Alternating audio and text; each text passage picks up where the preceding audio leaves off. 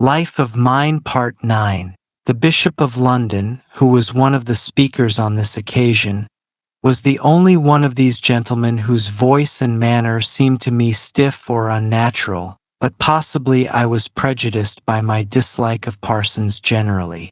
After this pleasing adventure, I imagined I had exhausted the attractions of London for the present.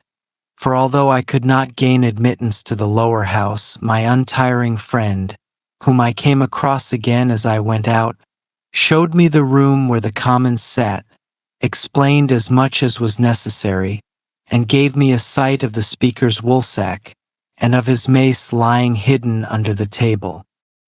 He also gave me such careful details of various things that I felt I knew all there was to know about the capital of Great Britain. I had not the smallest intention of going to the Italian opera, possibly because I imagined the prices to be too ruinous.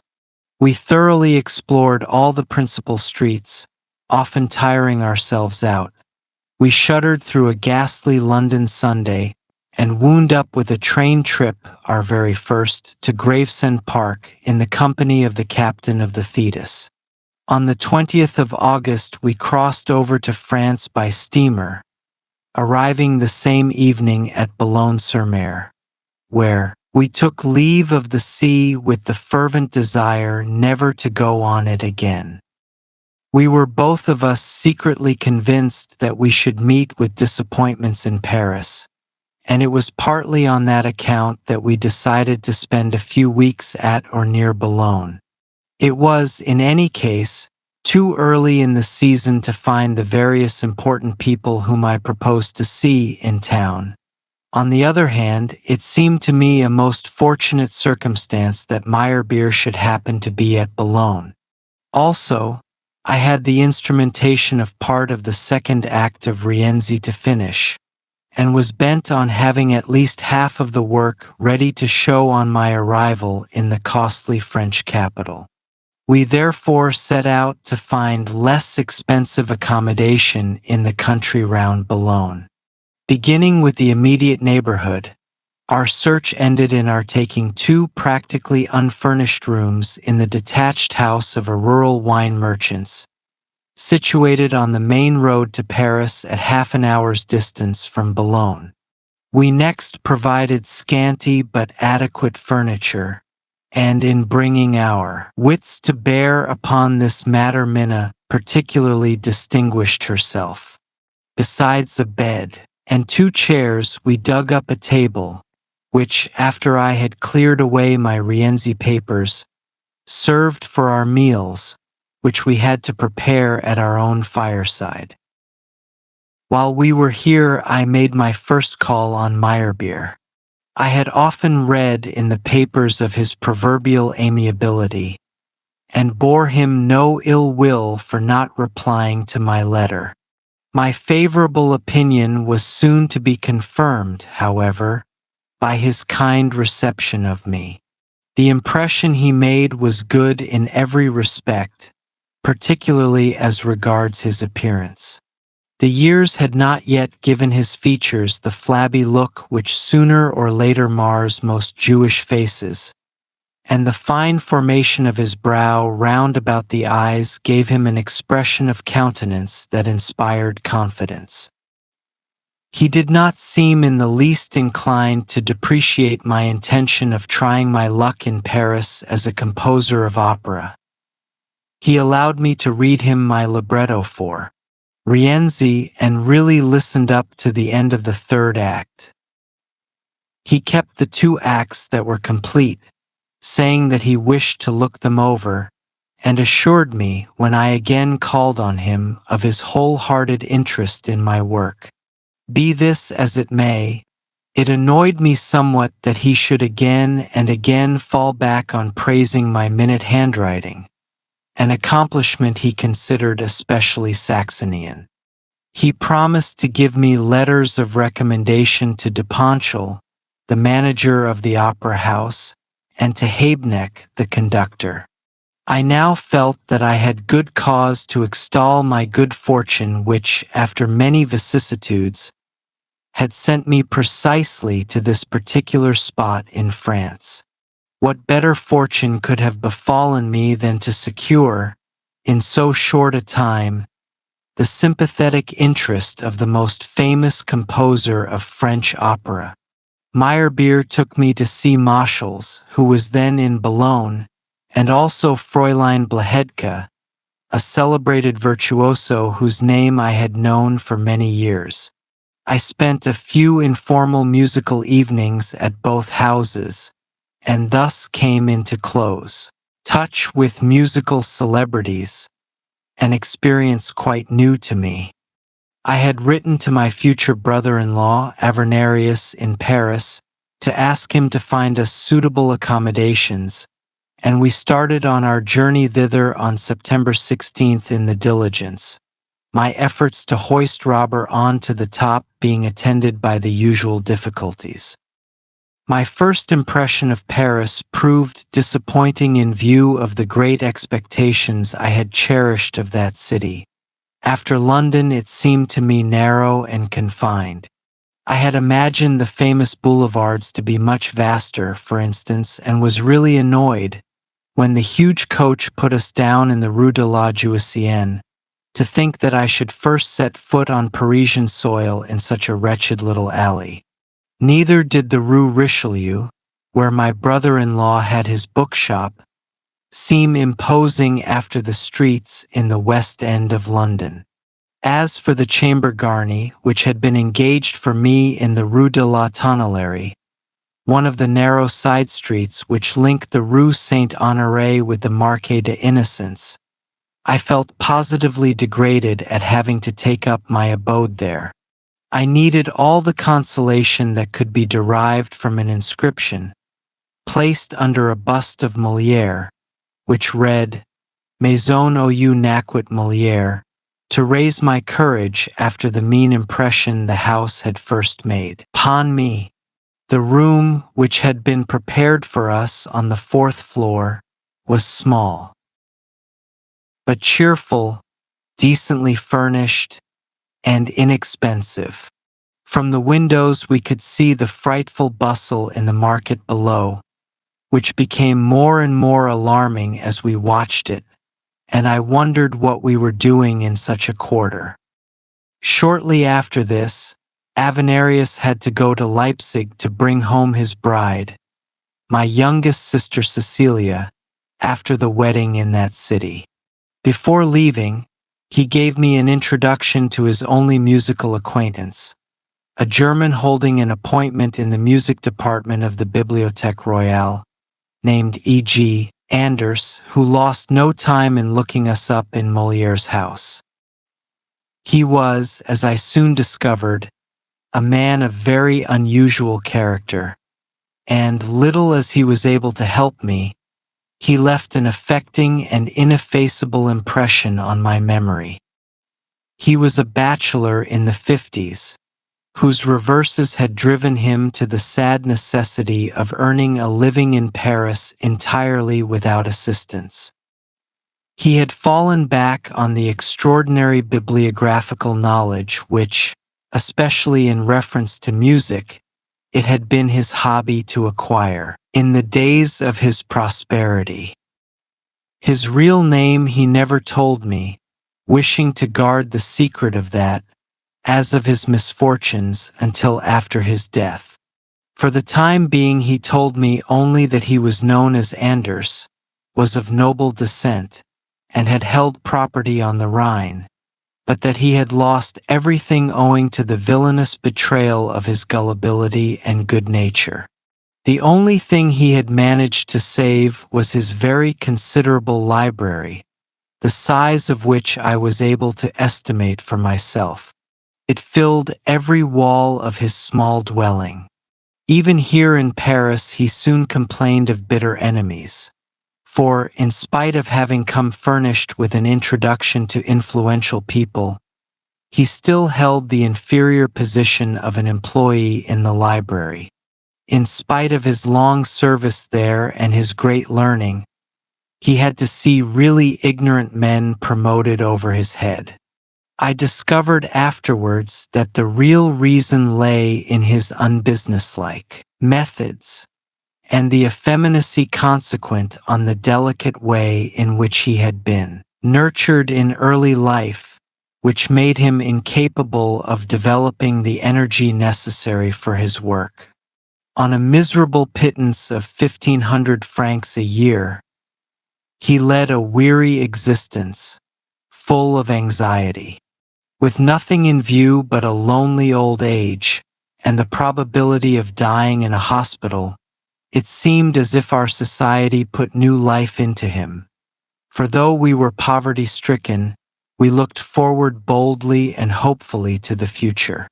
My vivacity and invincible energy filled him with hopes of my success, and from this time forward he took a most tender and unselfish part in furthering my interests. Although he was a contributor to the Gazette Musicale, edited by Moritz Schlesinger, he had never succeeded in making his influence felt there in the slightest degree.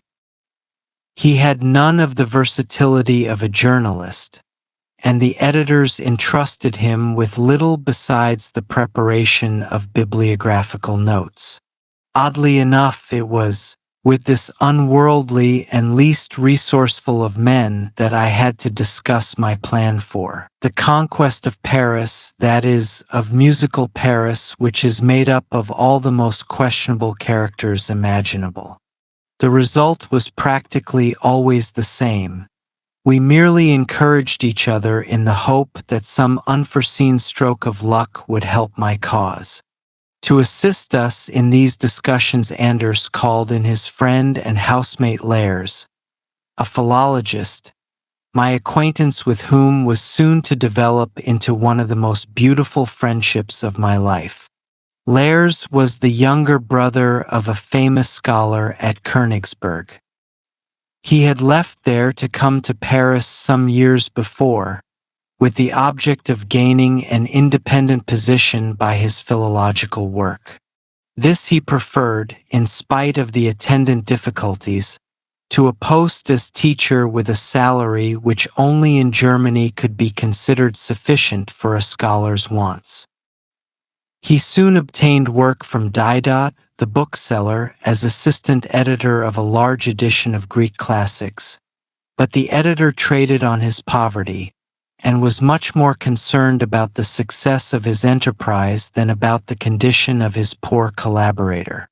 Lairs had therefore perpetually to struggle against poverty, but he preserved an even temper, and showed himself in every way a model of disinterestedness and self-sacrifice.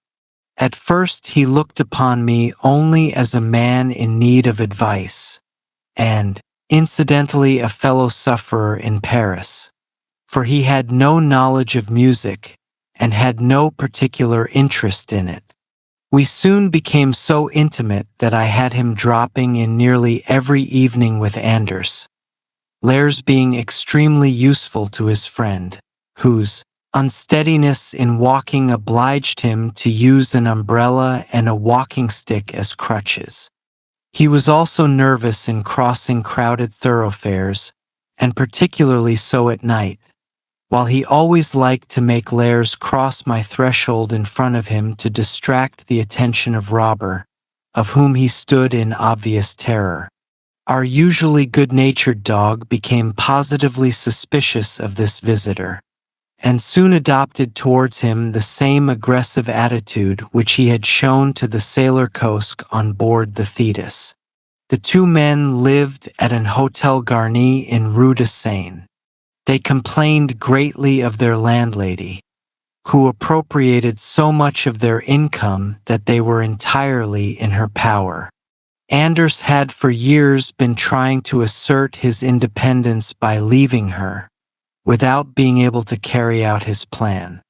We soon threw off mutually every shred of disguise as to the present state of our finances, so that, although the two households were actually separated, our common troubles gave us all the intimacy of one united family. The various ways by which I might obtain recognition in Paris formed the chief topic of our discussions at that time. Our hopes were at first centered on Meyerbeer's promised letters of introduction.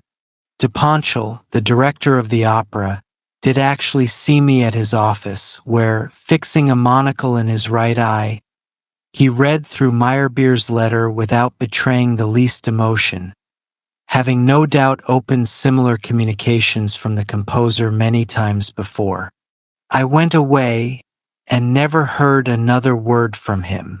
The elderly conductor, Habeneck, on the other hand, took an interest in my work that was not merely polite, and acceded to my request to have something of mine played at one of the orchestral practices at the Conservatoire as soon as he should have leisure. I had, unfortunately, no short instrumental piece that seemed suitable except my queer Columbus overture, which I considered the most effective of all that had emanated from my pen. It had been received with great applause on the occasion of its performance in the theater at Magdeburg, with the assistance of the valiant trumpeters from the Prussian garrison. I gave Habeneck the score and parts, and was able to report to our committee at home that I had now one enterprise on foot. I gave up the attempt to try and see Scribe on the mere ground of our having had some correspondence, for my friends had made it clear to me, in the light of their own experience, that it was out of the question to expect this exceptionally busy author to occupy himself seriously with a young and unknown musician. Anders was able to introduce me to another acquaintance, however, a certain M. Dumersan.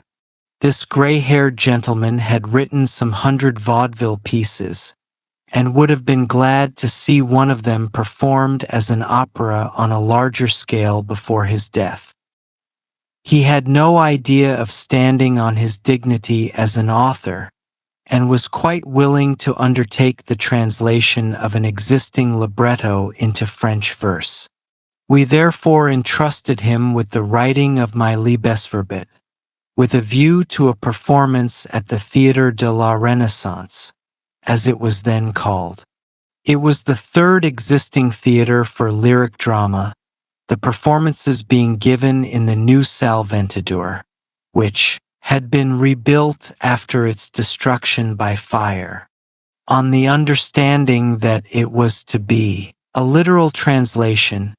He at once turned the 3 numbers of my opera, for which I hoped to secure a hearing, into neat French verse. Besides this, he asked me to compose a chorus for a vaudeville entitled La Descente de la Courtille, which was to be played at the Varieties during the carnival. This was a second opening. My friends now strongly advised me to write something small in the way of songs, which I could offer to popular singers for concert purposes. Both Lairs and Anders produced words for these. Anders brought a very innocent Doors, Mon Enfant, written by a young poet of his acquaintance. This was the first thing I composed to a French text. It was so successful that, when I had tried it over softly several times on the piano, my wife, who was in bed, called out to me that it was heavenly for sending one to sleep. I also set La Tante from Hugo's Orientals and Ronsard's song, Mignonne, to music. I have no reason to be ashamed of these small pieces, which I published subsequently as a musical supplement to Europa, Lawald's publication in 1841. I next stumbled on the idea of writing a grand bass aria with a chorus for Lablache to introduce into his part of Orivist in Bellini's Norma. Lairs had to hunt up an Italian political refugee to get the text out of him. This was done, and I produced an effective composition à la Bellini, which still exists among my manuscripts, and went off at once to offer it to Lablache. The friendly Moor, who received me in the great singer's anteroom, insisted upon admitting me straight into his master's presence without announcing me. As I had anticipated some difficulty in getting near such a celebrity, I had written my request, as I thought this would be simpler than explaining verbally. The black servant's pleasant manner made me feel very uncomfortable. I entrusted my score and letter to him to give to Lablache, without taking any notice of his kindly astonishment at my refusal of his repeated invitation to go into his master's room and have an interview, and I left the house hurriedly, intending to call for my answer in a few days. When I came back, Lablache received me most kindly, and assured me that my aria was excellent, though it was impossible to introduce it into Bellini's opera after the latter had already been performed so very often. My relapse into the domain of Bellini's style, of which I had been guilty through the writing of this aria, was therefore useless to me, and I soon became convinced of the fruitlessness of my efforts in that direction. I saw that I should need personal introductions to various singers in order to ensure the production of one of my other compositions. When Meyerbeer at last arrived in Paris, therefore, I was delighted. He was not in the least astonished at the lack of success of his letters of introduction. On the contrary, he made use of this opportunity to impress upon me how difficult it was to get on in Paris, and how necessary it was for me to look out for less pretentious work. With this object he introduced me to Maurice Schlesinger, and leaving me at the mercy of that monstrous person, went back to Germany. At first Schlesinger did not know what to do with me. The acquaintances I made through him, of whom the chief was the violinist Panofka, led to nothing, and I therefore returned to my advisory board at home, through whose influence I had recently received an order to compose the music to the Two Grenadiers by Heine, translated by a Parisian professor. I wrote this song for baritone and was very pleased with the result. On Anders' advice, I now tried to find singers for my new compositions. Madame Pauline Viardot, on whom I first called, went through my songs with me. She was very amiable and praised them, but did not see why SHE should sing them. I went through the same experience with a Madame Widman, a grand contralto, who sang my Doors, Mon Enfant, with great feeling. All the same, she had no further use for my composition. A certain M. Dupont, third tenor at the Grand Opera, tried my setting of the Ronsard poem, but declared that the language in which it was written was no longer palatable to the Paris public. M. Geraldi, a favorite concert singer and teacher, who allowed me to call and see him frequently, told me that the Two Grenadiers was impossible, for the simple reason that the accompaniment at the end of the song, which I had modeled upon the Marseillaise, could only be sung in the streets of Paris to the accompaniment of cannons and gunshots. Habeneck was the only person who fulfilled his promise to conduct my Columbus overture at one of the rehearsals for the benefit of Anders and myself. As, however, there was no question of producing this work even at one of the celebrated conservatoire concerts, I saw clearly that the old gentleman was only moved by kindness and a desire to encourage me. It could not lead to anything further, and I myself was convinced that this extremely superficial work of my young days could only give the orchestra a wrong impression of my talents. However, these rehearsals, to my surprise, made such an unexpected impression on me in other ways that they exercised a decisive influence in the crisis of my artistic development. This was due to the fact that I listened repeatedly to Beethoven's Ninth Symphony, which, by dint of untiring practice, received such a marvelous interpretation at the hands of this celebrated orchestra, that the picture I had had of it in my mind in the enthusiastic days of my youth now stood before me almost tangibly in brilliant colors, undimmed, as though it had never been effaced by the Leipzig orchestra who had slaughtered it under Pollen's baton. Where formerly I had only seen mystic constellations and weird shapes without meaning, I now found, flowing from innumerable sources, a stream of the most touching and heavenly melodies which delighted my heart. The whole of that period of the deterioration of my musical tastes, which dated, practically speaking, from those selfsame confusing ideas about Beethoven, and which had grown so much worse through my acquaintance with that dreadful theater. All these wrong views now sank down as if into an abyss of shame and remorse. This inner change had been gradually prepared by many painful experiences during the last few years. I owed the recovery of my old vigor and spirits to the deep impression the rendering of the Ninth Symphony had made on me when performed in a way I had never dreamed of. This important event in my life can only be compared to the upheaval caused within me when, as a youth of 16, I saw Schroeder de Vriend act in Fidelio. The direct result of this was my intense longing to compose something that would give me a similar feeling of satisfaction, and this desire grew in proportion to my anxiety about my unfortunate position in Paris, which made me almost despair of success.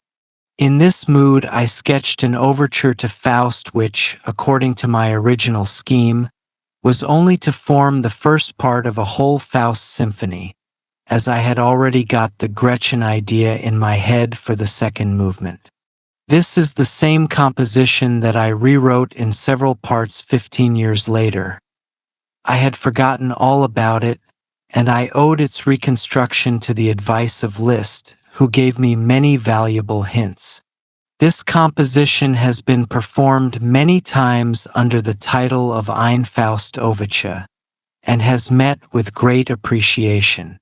At the time of which I am speaking, I hoped that the Conservatoire Orchestra would have been willing to give the work a hearing, but I was told they thought they had done enough for me, and hoped to be rid of me for some time. Having failed everywhere, I now turned to Meyerbeer for more introductions, especially to singers. I was very much surprised when, in consequence of my request, Meyerbeer introduced me to a certain M. Gwynn, a post office official and Meyerbeer's sole agent in Paris, whom he instructed to do his utmost for me. Meyerbeer specially wished me to know M. Antenor Joly, director of the Théâtre de la Renaissance, the musical theater already mentioned. M. Gwynn, with almost suspicious levity, promised me to produce my opera Liebesverbot, which now only required translation. There was a question of having a few numbers of my opera sung to the committee of the theater at a special audience. When I suggested that some of the singers of this very theater should undertake to sing 3 of the numbers which had been already translated by Dumersan, I was refused on the plea that all these artists were far too busy. But Gwynn saw a way out of the difficulty. On the authority of Maitre Meyerbeer, he won over to our cause several singers who were under an obligation to Meyerbeer: Madame de Rousgras, a real prima donna of the Grand Opera, Madame Widman, and M. Dupont.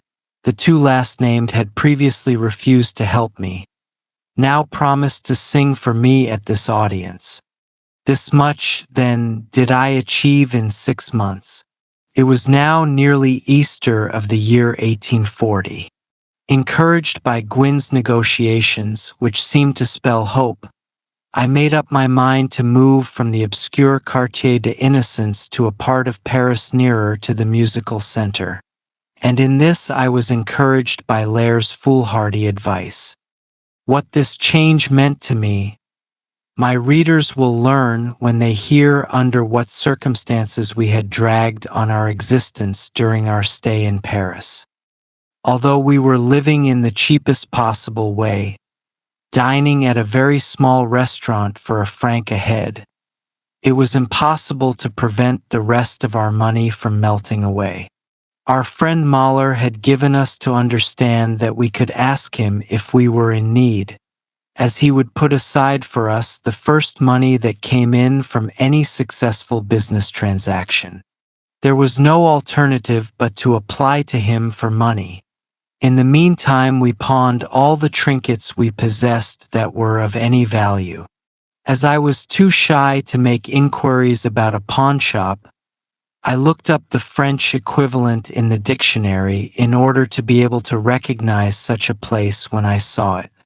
In my little pocket dictionary, I could not find any other word than Lombard.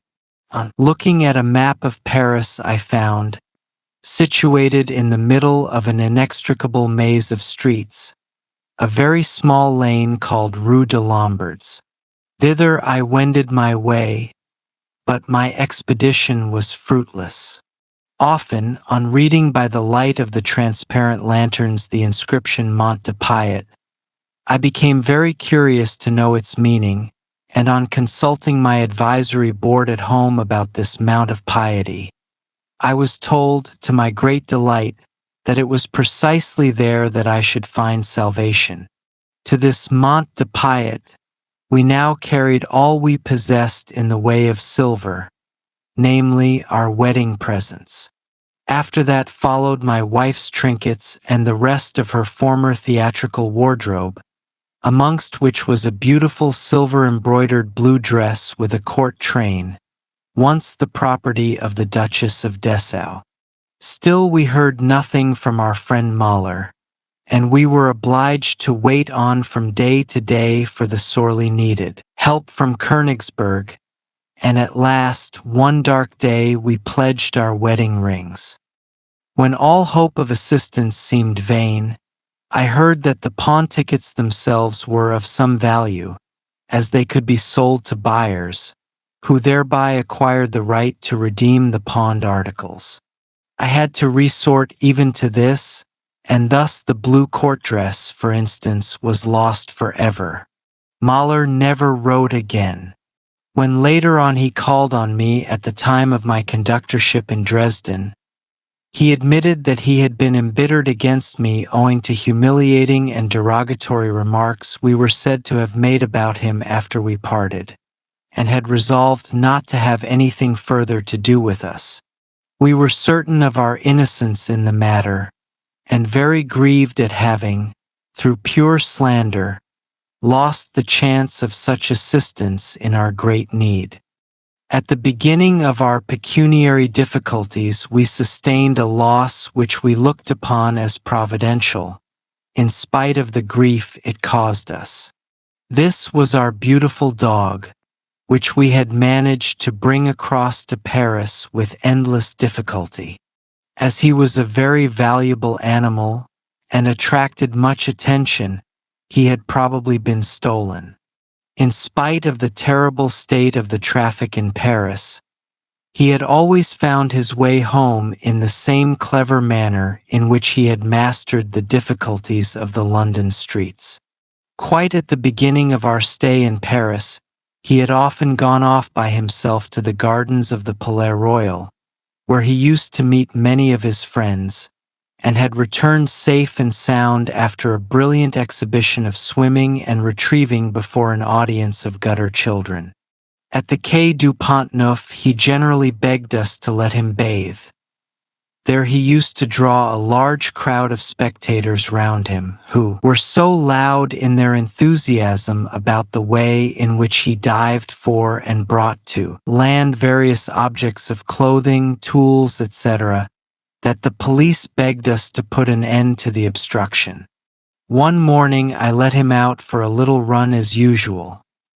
He never returned, and in spite of our most strenuous efforts to recover him, no trace of him was to be found. This loss seemed to many of our friends a piece of luck, for they could not understand how it was possible for us to feed such a huge animal when we ourselves had not enough to eat. About this time, the second month of our stay in Paris, my sister Louisa came over from Leipzig to join her husband, Friedrich Brockhaus, in Paris, where he had been waiting for her for some time. They intended to go to Italy together, and Louisa made use of this opportunity to buy all kinds of expensive things in Paris. I did not expect them to feel any pity for us on account of our foolish removal to Paris and its attendant miseries, or that they should consider themselves bound to help us in any way. But although we did not try to conceal our position, we derived no benefit from the visit of our rich relations. Minna was even kind enough to help my sister with her luxurious shopping, and we were very anxious not to make them think we wanted to rouse their pity. In return, my sister introduced me to an extraordinary friend of hers, who was destined to take a great interest in me. This was the young painter Ernst Keats from Dresden. He was an exceptionally kind-hearted and unaffected young man whose talent for portrait painting in a sort of colored pastel style had made him such a favorite in his own town that he had been induced by his financial successes to come to Paris for a time to finish his art studies. He had now been working in de la Roche's studio for about a year. He had a curious and almost childlike disposition, and his lack of all serious education, combined with a certain weakness of character, had made him choose a career in which he was destined, in spite of all his talent, to fail hopelessly.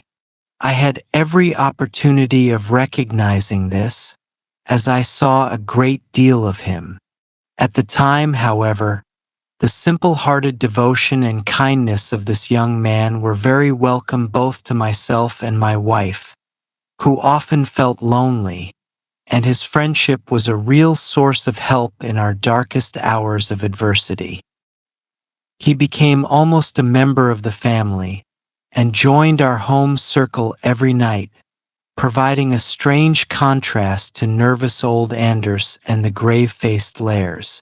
His good nature and his quaint remarks soon made him indispensable to us. He amused us tremendously with his French, into which he would launch with the greatest confidence, although he could not put together 2 consecutive sentences properly, in spite of having lived in Paris for 20 years.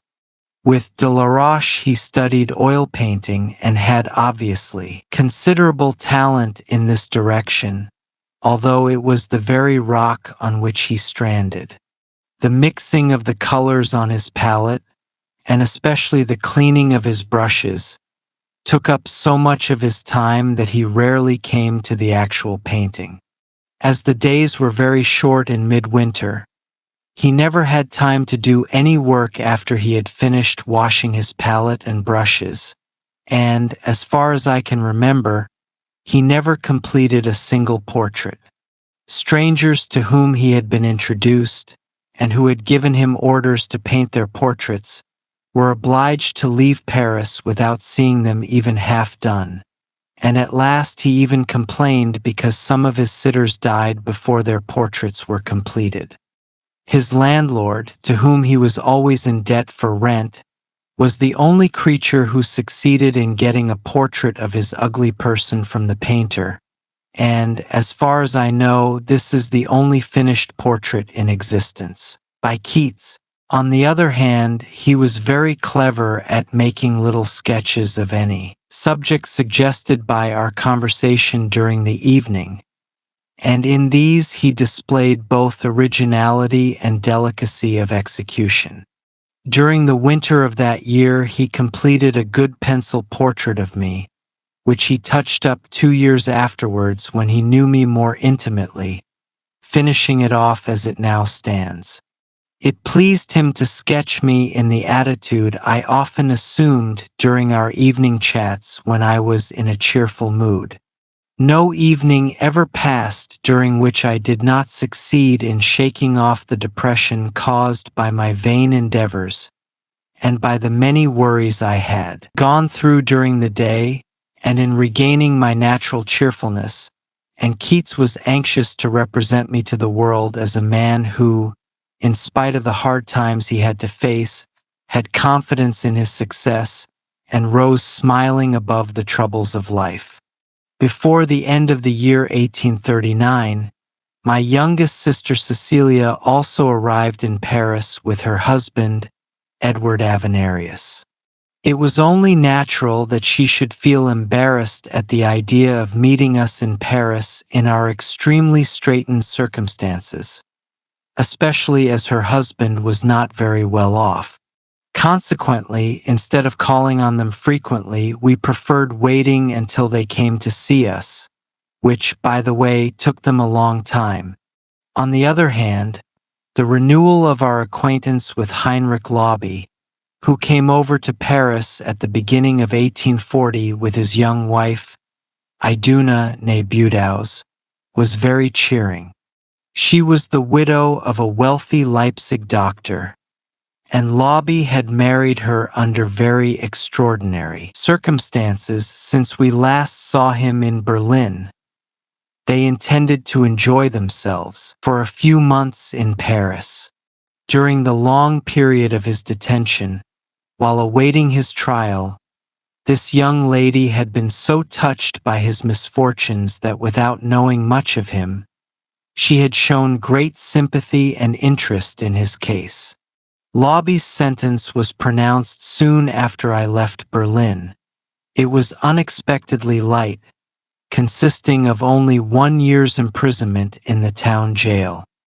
He was allowed to undergo this term in the prison at Moscow in Silesia, where he had the advantage of being near his friend, Prince Puckler, who in his official capacity, and on account of his influence with the governor of the prison, was permitted to afford the prisoner even the consolation of personal intercourse. The young widow resolved to marry him at the beginning of his term of imprisonment, so that she might be near him at Moscow with her loving assistance. To see my old friend under such favorable conditions was in itself a pleasure to me. I also experienced the liveliest satisfaction at finding there was no change in his former sympathetic attitude. We met frequently. Our wives also became friends, and Laube was the first to approve in his kindly humorous way of our folly in moving to Paris. In his house I made the acquaintance of Heinrich Heine, and both of them joked good-humoredly over my extraordinary position, making even me laugh. Laube felt himself compelled to talk seriously to me about my expectations of succeeding in Paris, as he saw that I treated my situation, based on such trivial hopes, with a humor that charmed him even against his better judgment. He tried to think how he could help me without prejudicing my future. With this object, he wanted me to make a more or less plausible sketch of my future plans, so that on his approaching visit to our native land he might procure some help for me. I happened just at that time to have come to an exceedingly promising understanding with the management of the Théâtre de la Renaissance. I thus seemed to have obtained a footing, and I thought it safe to assert that if I were guaranteed the means of livelihood for 6 months, I could not fail within that period to accomplish something. Laube promised to make this provision and kept his word. He induced one of his wealthy friends in Leipzig, and, following this example, my well-to-do relations, to provide me for 6 months with the necessary resources, to be paid in monthly installments through Avenarius. We therefore decided, as I have said, to leave our furnished apartments and take a flat for ourselves in the Rue du Helder. My prudent, careful wife had suffered greatly on account of the careless and uncertain manner in which I had hitherto controlled our meager resources, and in now undertaking the responsibility, she explained that she understood how to keep house more cheaply than we could do by living in furnished rooms and restaurants. Success justified the step. The serious part of the question lay in the fact that we had to start housekeeping without any furniture of our own, and everything necessary for domestic purposes had to be procured, though we had not the wherewithal to get it. In this matter Lares, who was well versed in the peculiarities of Parisian life, was able to advise us. In his opinion, the only compensation for the experiences we had undergone hitherto would be a success equivalent to my daring. As I did not possess the resources to allow of long years of patient waiting for success in Paris, I must either count on extraordinary luck or renounce all my hopes forthwith. The longed-for success must come within a year, or I should be ruined. Therefore I must dare all, as befitted my name, for in my case he was not inclined to derive Wagner from furwork. I was to pay my rent 1,200 francs in quarterly installments.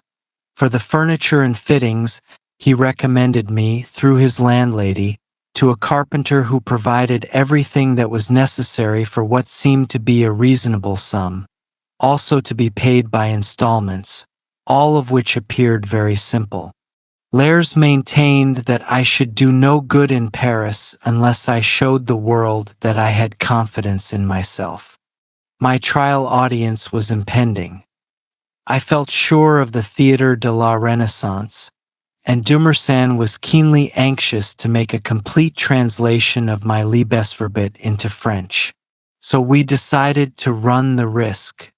On April 15th, to the astonishment of the concierge of the house in the Rue du Helder, we moved with an exceedingly small amount of luggage into our comfortable new apartments. The very first visit I received in the rooms I had taken with such high hopes was from Anders, who came with the tidings that the Théâtre de la Renaissance had just gone bankrupt and was closed. This news, which came on me like a thunderclap, seemed to portend more than an ordinary stroke of bad luck. It revealed to me like a flash of lightning the absolute emptiness of my prospects. My friends openly expressed the opinion that Meyerbeer, in sending me from the Grand Opera to this theater, probably knew the whole of the circumstances.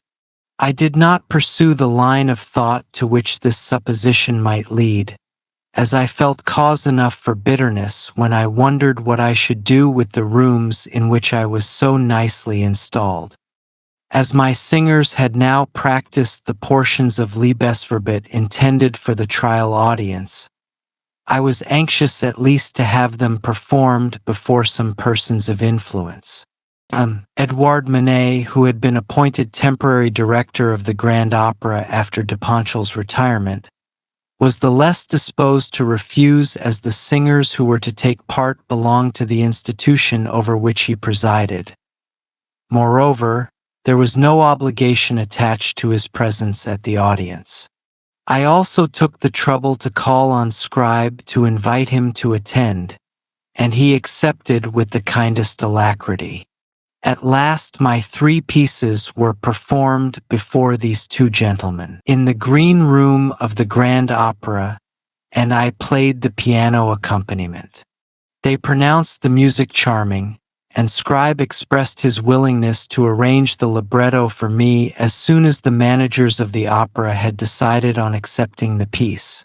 All that Monet had to reply to this offer was that it was impossible for them to do so at present.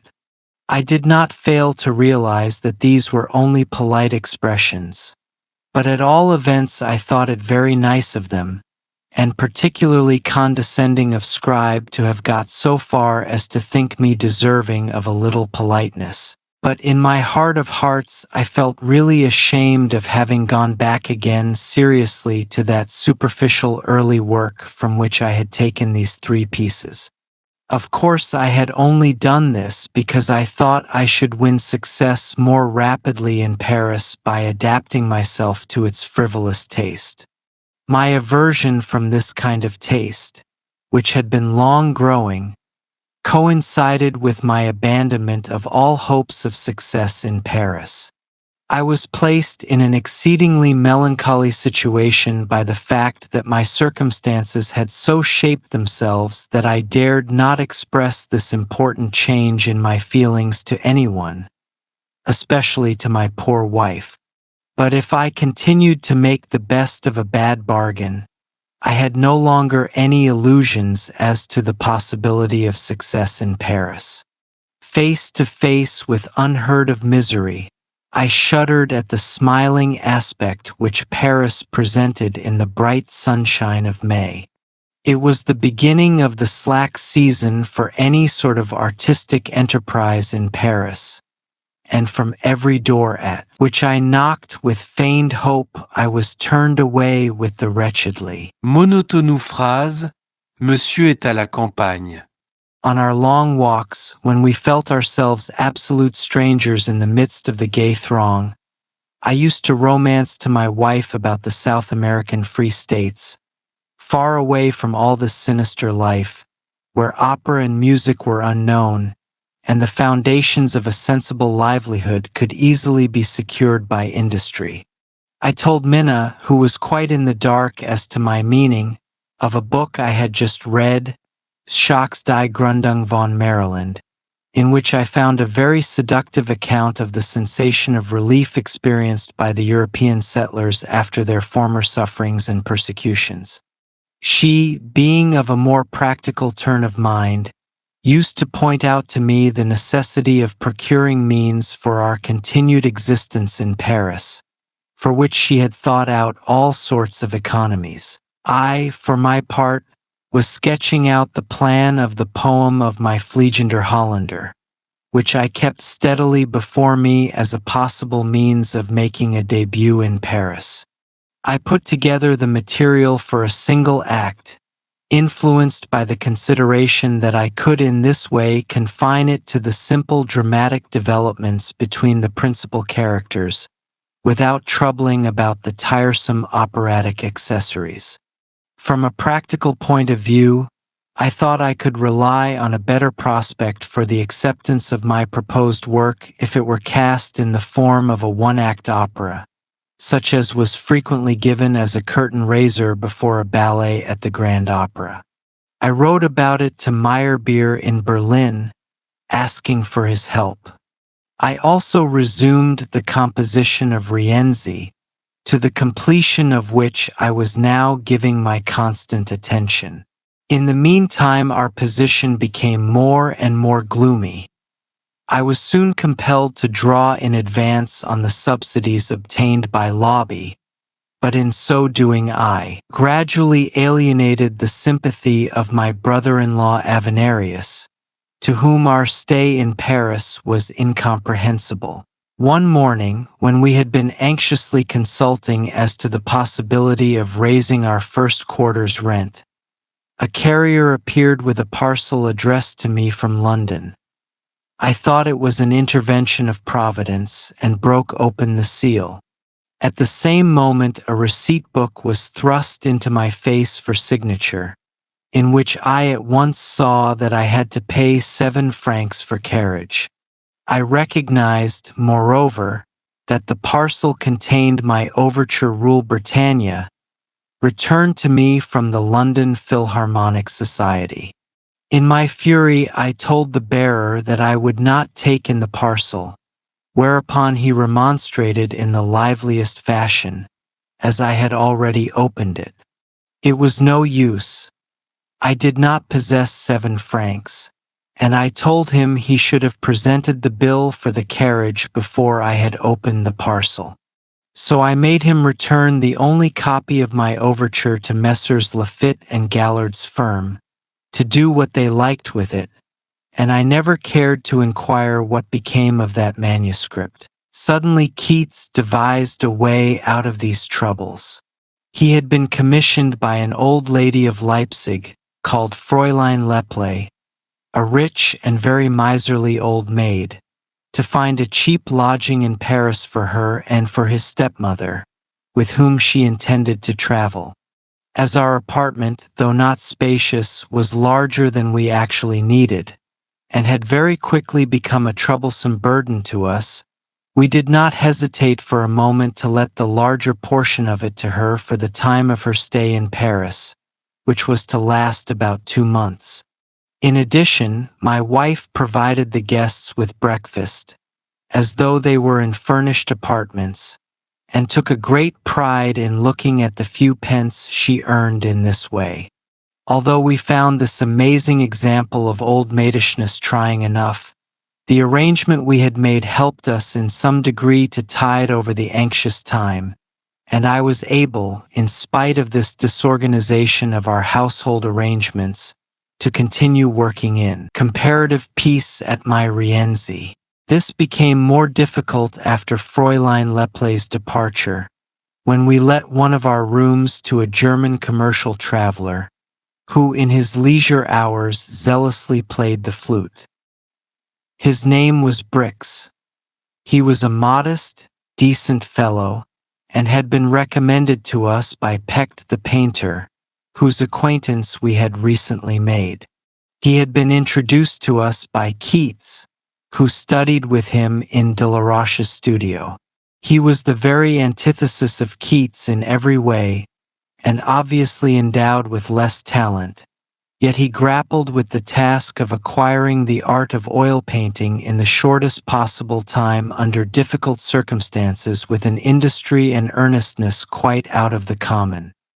He was, moreover, well educated, and eagerly assimilated information, and was very straightforward, earnest, and trustworthy. Without attaining to the same degree of intimacy with us as our 3 older friends, he was, nevertheless, one of the few who continued to stand by us in our troubles, and habitually spent nearly every evening in our company. One day I received a fresh surprising proof of Lobby's continued solicitude on our behalf. The secretary of a certain Count Cusselu called on us, and after some inquiry into our affairs, the state of which he had heard from Lobby at Carlsbad, informed us in a brief and friendly way that his patron wished to be of use to us, and, with that object in view, desired to make my acquaintance. In fact, he proposed to engage a small light opera company in Paris, which was to follow him to his Russian estates. He was therefore looking for a musical director of sufficient experience to assist in recruiting the members in Paris. I gladly went to the hotel where the Count was staying, and there found an elderly gentleman of frank and agreeable bearing, who willingly listened to my little French compositions. Being a shrewd reader of human nature, he saw at a glance that I was not the man for him, and though he showed me the most polite attention, he went no further into the opera scheme. But that very day he sent me, accompanied by a friendly note, 10 golden Napoleons, in payment for my services. What these services were I did not know. I thereupon wrote to him and asked for more precise details of his wishes, and begged him to commission a composition, the fee for which I presumed he had sent in advance. I received no reply. I made more than one effort to approach him again, but in vain. From other sources I afterwards learned that the only kind of opera Count Cusselu recognized was Adams. As for the operatic company to be engaged to suit his taste, what he really wanted was more a small harem than a company of artists. So far I had not been able to arrange anything with the music publisher Schlesinger.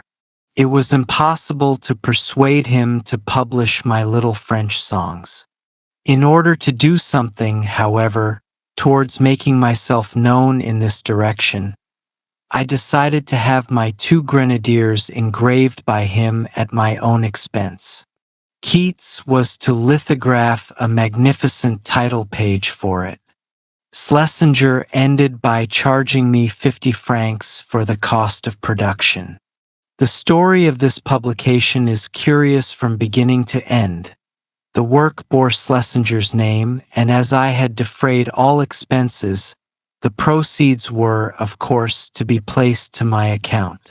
I had afterwards to take the publisher's word for it that not a single copy had been sold.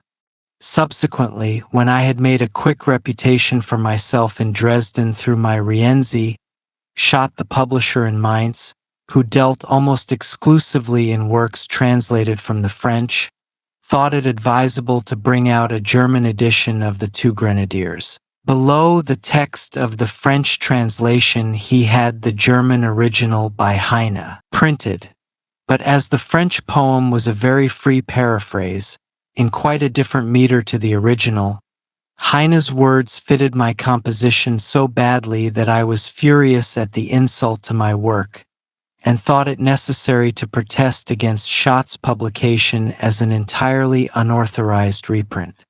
Schott then threatened me with an action for libel, as he said that, according to his agreement, his edition was not a reprint, Nachdruck, but a reimpression, Abdruck.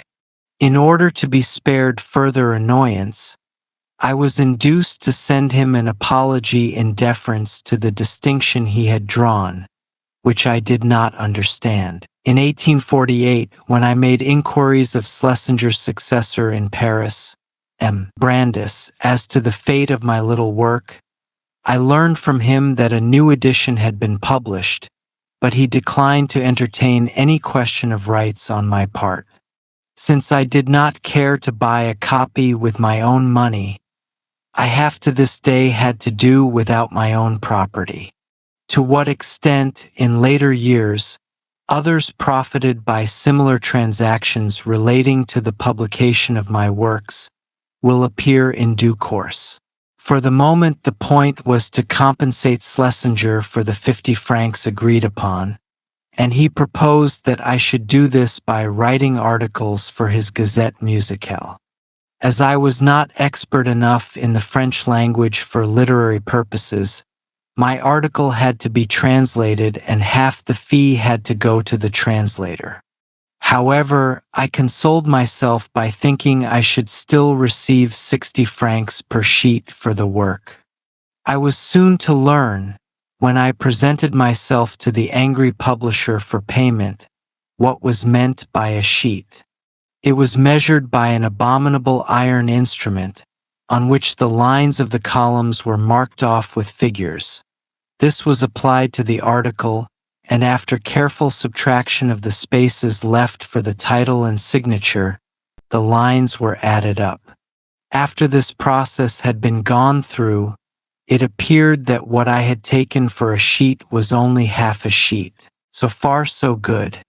I began to write articles for Schlesinger's wonderful paper.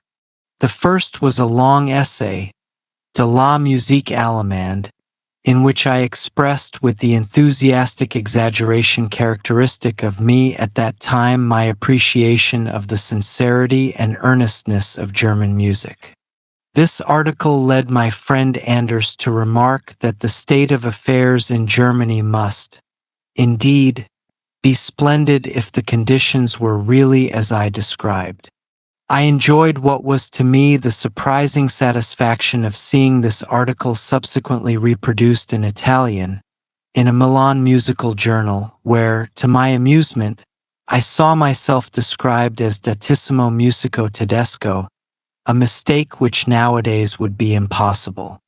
My essay attracted favorable comment, and Schlesinger asked me to write an article in praise of the arrangement made by the Russian General Lwów of Pergolezi's Stabat Mater, which I did as superficially as possible. On my own impulse, I then wrote an essay in a still more amiable vaincre à l'aide du métier du virtuose et de l'indépendance de la composition. In the meantime, I was surprised in the middle of the summer by the arrival of Meyerbeer, who happened to come to Paris for a fortnight. He was very sympathetic and obliging. When I told him my idea of writing a one-act opera as a curtain raiser, and asked him to give me an introduction to M. Leon Pilot, the recently appointed manager of the Grand Opera, he at once took me to see him and presented me to him. But alas, I had the unpleasant surprise of learning from the serious conversation which took place between those two gentlemen as to my future, that Meyerbeer thought I had better decide to compose an act for the ballet in collaboration with another musician. Of course, I could not entertain such an idea for a moment. I succeeded, however, in handing over to M. Pilot my brief sketch of the subject of the Flying Dutchman. Things had reached this point when Meyerbeer again left Paris, this time for a longer period of absence. As I did not hear from M. Pilot for quite a long time, I now began to work diligently at my composition of Rienzi, though, to my great distress, I had often to interrupt this task in order to undertake certain pot-boiling hack-work for Schlesinger. As my contributions to the Gazette Musicale proved so unremunerative, Schlesinger one day ordered me to work out a method for the cornet à pistons. When I told him about my embarrassment in not knowing how to deal with the subject, he replied by sending me 5 different published methods for the cornet à pistons, at that time the favorite amateur instrument among the younger male population of Paris. I had merely to devise a new 6th method out of these 5, as all Schlesinger wanted was to publish an edition of his own. I was racking my brains how to start, when Schlesinger, who had just obtained a new complete method, released me from the onerous task. I was, however, told to write 14 suites for the cornet à pistons, that is to say, airs out of operas arranged for this instrument. To furnish me with material for this work, Schlesinger sent me no less than 60 complete operas arranged for the piano. I looked them through for suitable airs for my suites, marked the pages in the volumes with paper strips, and arranged them into a curious looking structure round my work table, so that I might have the greatest possible variety of the melodious material within my reach. When I was in the midst of this work, however, to my great relief and to my poor wife's consternation, Schlesinger told me that M. Schlitz, the first cornet player in Paris, who had looked my études through preparatory to their being engraved, had declared that I knew absolutely nothing about the instrument, and had generally adopted keys that were too high, which Parisians would never be able to use. The part of the work I had already done was, however, accepted, Schlitz having agreed to correct it, but on condition that I should share my fee with him. The remainder of the work was then taken off my hands, and the 60 pianoforte arrangements went back to the curious shop in the Rue Richelieu. So my exchequer was again in a sorry plight. The distressing poverty of my home grew more apparent every day, and yet I was now free to give a last touch to Rienzi, and by the 19th of November I had completed this most voluminous of all my operas. I had decided some time previously to offer the first production of this work to the Court Theatre at Dresden, so that, in the event of its being a success, I might thus resume my connection with Germany. I had decided upon Dresden as I knew that there I should have in Tichicek the most suitable tenor for the leading part. I also reckoned on my acquaintance with Schroeder de Vriend, who had always been nice to me and who, though her efforts were ineffectual, had been at great pains, out of regard for my family, to get my fiend introduced at the Court Theatre, Dresden. In the secretary of the theatre, Hofrat Winkler, known as Theodore Hell, I also had an old friend of my family, besides which I had been introduced to the conductor, Reisiger, with whom I and my friend Apel had spent a pleasant evening on the occasion of our excursion to Bohemia in earlier days. To all these people I now addressed most respectful and eloquent appeals, wrote out an official note to the director, Herr von Ludichow, as well as a formal petition to the King of Saxony, and had everything ready to send off. Meantime, I had not omitted to indicate the exact tempi in my opera by means of a metronome. As I did not possess such a thing, I had to borrow one, and one morning I went out to restore the instrument to its owner, carrying it under my thin overcoat. The day when this occurred was one of the strangest in my life, as it showed in a really horrible way the whole misery of my position at that time. In addition to the fact that I did not know where to look for the few francs wherewith Minna was to provide for our scanty household requirements, some of the bills which, in accordance with the custom in Paris in those days, I had signed for the purpose of fitting up our apartments, had fallen due. Hoping to get help from one source or another, I first tried to get those bills prolonged by the holders. As such documents passed through many hands, I had to call on all the holders across the length and breadth of the city. That day I was to propitiate a cheesemonger who occupied a fifth-floor apartment in the site.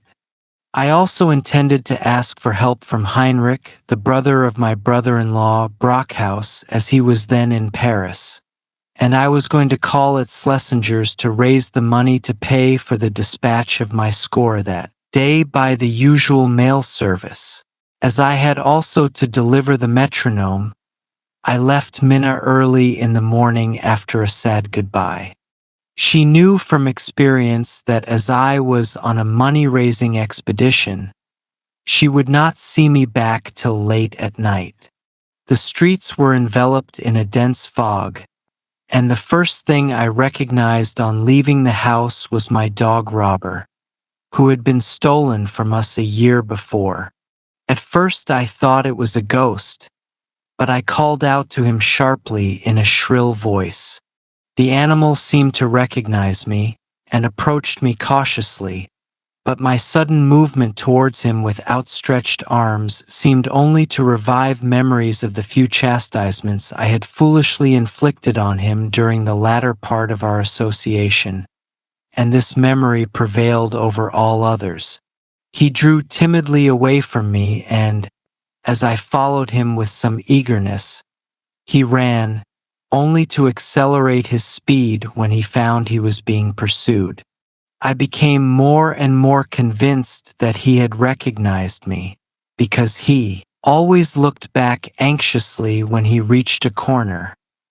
But seeing that I was hunting him like a maniac, he started off again each time with renewed energy. Thus I followed him through a labyrinth of streets, hardly distinguishable in the thick mist, until I eventually lost sight of him altogether, never to see him again. It was near the church of St. Roch, and I, wet with perspiration and quite breathless, was still bearing the metronome. For a while I stood motionless, glaring into the mist, and wondered what the ghostly reappearance of the companion of my traveling adventures on this day might portend. The fact that he had fled from his old master with the terror of a wild beast filled my heart with a strange bitterness and seemed to me a horrible omen.